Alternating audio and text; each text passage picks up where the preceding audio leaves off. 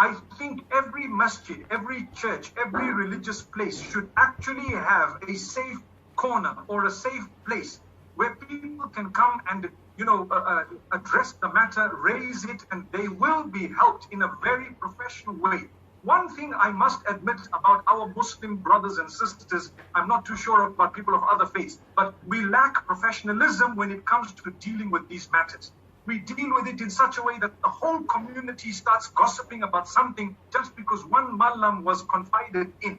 That imam or that sheikh has told the whole world, he told someone in his family and it spread. So they lose faith in us. We need the confidentiality and the professionalism when it comes to dealing with matters that are sensitive. So in this particular case, what I would advise the sister to do is to take it up, because she has rights. Allah has given her the rights. If she's not happy in it, she should come up and she should address, meaning she should raise the issue, and inshallah she will be helped. We don't have, like in my country, we don't have the arm of the law to be able to actually push forward what we as religious personnel have decided, but we do have the law, which would actually the governing authority would actually need to be perhaps visited, and a complaint would need to be lodged there for them to execute something. But within our religious circles, we do have panels, we do have arbitrations and to resolve matters and so on. May Allah make it easy for her and for everyone in her position, and even for those in worse positions than that.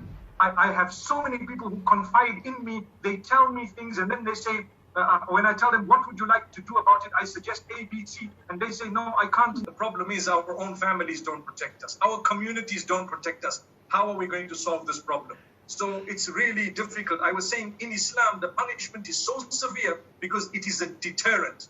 Deterrent meaning, as soon as someone hears about what's happening to these rapists, what's happening to these who are engaging in crime, they will immediately think 20 times to say, I'm definitely not going to be a part of this, and I don't want to actually do this. Islam and the religions don't really fix the age. They leave it to the discretion of the father. But when the father is abusing that discretion, then authority definitely has that a mandate to come in and to actually say, look, it's fixed at, for example, 16 or 18. I mean, different countries, different societies fix it at a different thing. The norm should be that there is a fixed age. And then if there is anything that is out of that, it should only be done by permission and by others looking at whether, by the justice system or authority looking at whether by merit it is okay in this particular instance. So that is something that is also extremely important.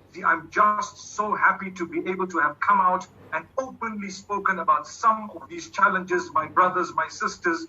Every time I address a matter that is very, very important and people are not addressing it, I feel like, my shoulders that are very, sometimes burdened with a lot, I feel slightly relieved. But this one here, as much as there is a slight relief, I think there is going to be a very, very big responsibility.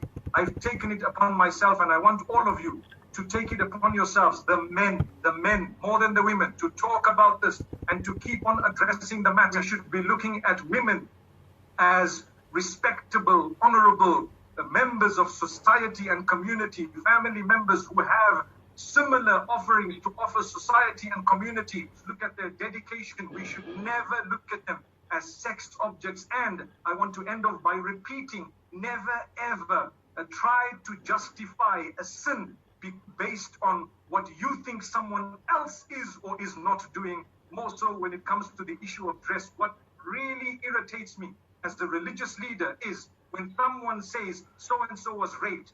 Unfortunately, the worst thing that can be said is, how was she dressed? That to me is a sign of the biggest jahiliyyah and the biggest ignorance, because irrespective of whether she was nude or not, your crime is something that is absolutely worse than what she may have totally separately done between her and Allah. It's no justification whatsoever.